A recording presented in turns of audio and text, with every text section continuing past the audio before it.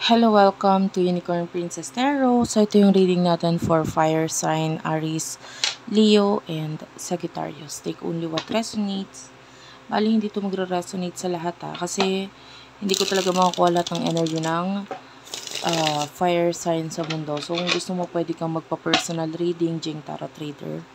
Search mo na lang siya sa Facebook Siya yung pwedeng magbigay na personal reading sa'yo.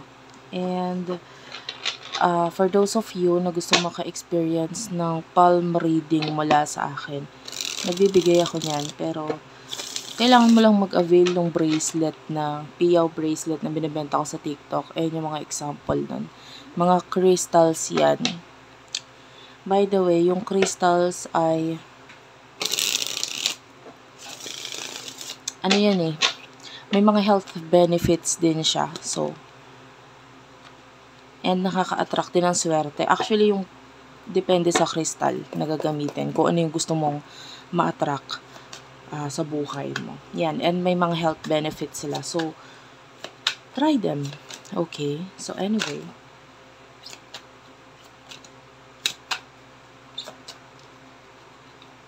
Spirit guides, angel guides, what do we have here for the sign of fire sign, Aries, Leo, Sagittarius. Sana mag-comment ka kahit heart-heart lang. Malaking bagay yun sa akin. The Hanged Man is here. Okay.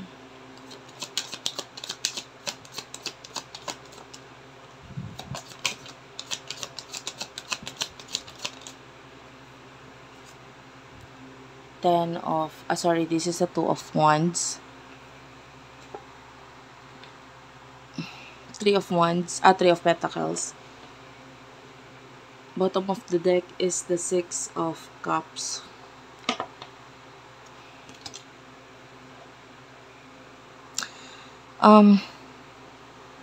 For what I can see here, fire sign, I feel like there's this stagnant energy sa'yo.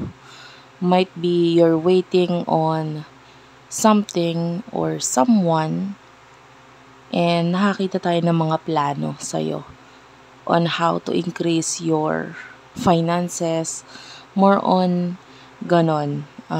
Maybe you're waiting dito sa something in the past. Maybe that's a person or a situation na magbigay ng something sa'yo na parang kailangan mo, maybe some kind of clarity. You do have the King of Wands, Aries, Leo, Sagittarius energy. Or maybe naghihintay ka ng desisyon mula sa kanya. I'm seeing a lot of passion mula dito sa taong to. And nandun yung kaya hindi siya makagawa ng desisyon. It is because either dahil sa mga tao sa paligid niya, or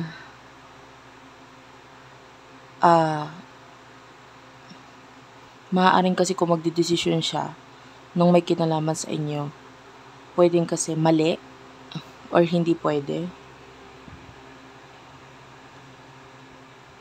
Anyway, who is this person that you're dealing with pagdating sa love?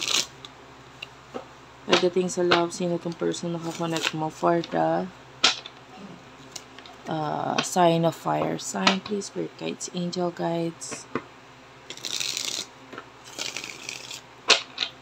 Fire sign.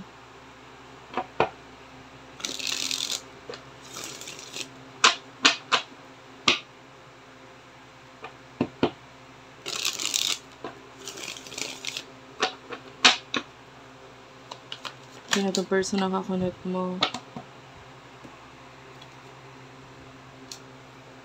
Two of Wands is here. King of Cups.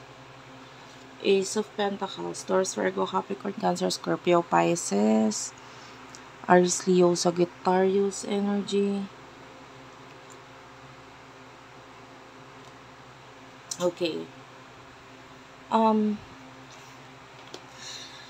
Kung makikita mo, there's the same energy here with the Two of Wands. Parehong Two of Wands. Merong pinakita sa inyong main energies, And kung ikaw ay nakafocus sa mga plano mo. The same din naman sa person na ito. This person has a lot of love and emotions para sa'yo. Pero,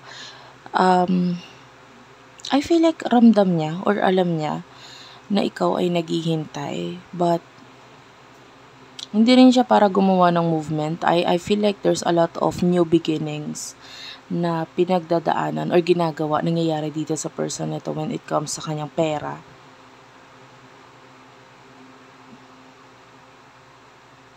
Okay, so, may mga new beginning siya. So,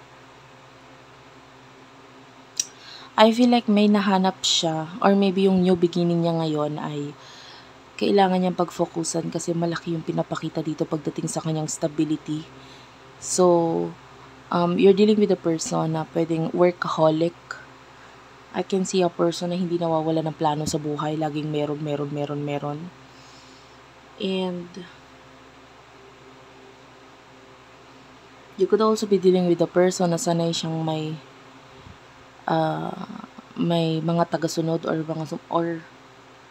pwedeng galing siya sa magandang pamilya, sa may kayang pamumuhay. Kasi nakakita ko dito na parang sanay siya ng may mga katulong, ganyan, or may biyaya. Anyway, okay lang kahit hindi, but you could also be dealing with a person who is very stable.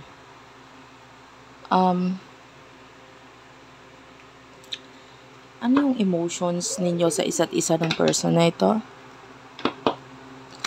Emotions ninyo dalawa ng person na ito. Spirit guides, angel guys, for the sign of fire sign. Ano yung mga nasa isip or emotions ninyo ng person mo na ito? For the sign of fire sign, you do have here, I like you, paradise,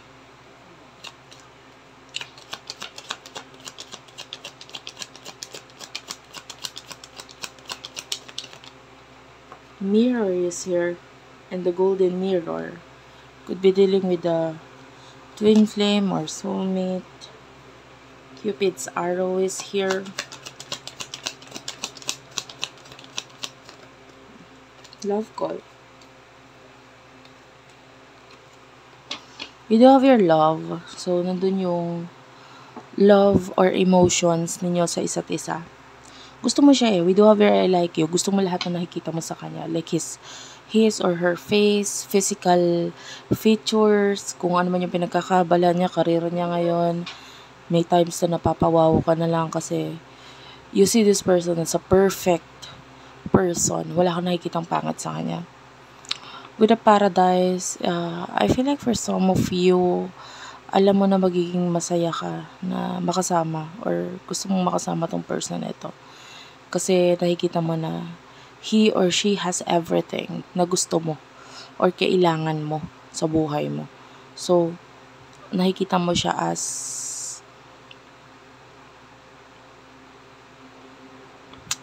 an opportunity. But anyway, could be dealing with the twin flames or so you're mirroring each other. I feel like if you're dealing with a twin flame, pwedeng yung mga kanya-kanyang relationship or connections ninyo ngayon, pareho kayo, parehong nasa salamin. You are currently not satisfied sa kung ano man yung naipapakita or naibibigay sa'yo ng kung sino man yung kakonect mo ngayon, and the same as this person. Hindi ka satisfied, hindi rin siya satisfied. Okay? And it is because you could be dealing with a narcissist person, and then pwedeng yung person mo ganun din. Narcissist. And pinipilit lang ng person mong kayanin kung ano man yung hirap. With regard sa emotion, both of you love each other. Pero tinatry nyong i-cut off or wag masyadong makipag-connect or communicate sa isa't isa. There's definitely a separation or disconnection sa inyong dalawa, but both of you are still watching each other. And pwedeng hindi lang kayo masyadong nakikipag-connect or communicate kasi iniisip mo kung ano yung sasabihin, or baka just in case na makita ng person niya yung message mo or makita ng person may message niya. You know what I mean? May pag-iingat. but this person wants to talk to you. Okay, what will happen in the near future for the both of you, mga future actions.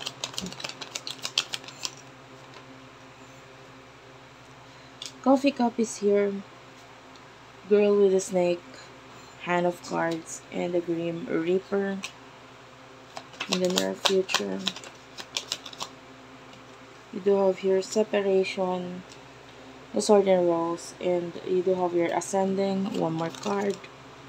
You do have your wedding rings and not enough. Well, like what I've told you, alam nyo, tinatry nyo maging loyal eh. Pareho kayo.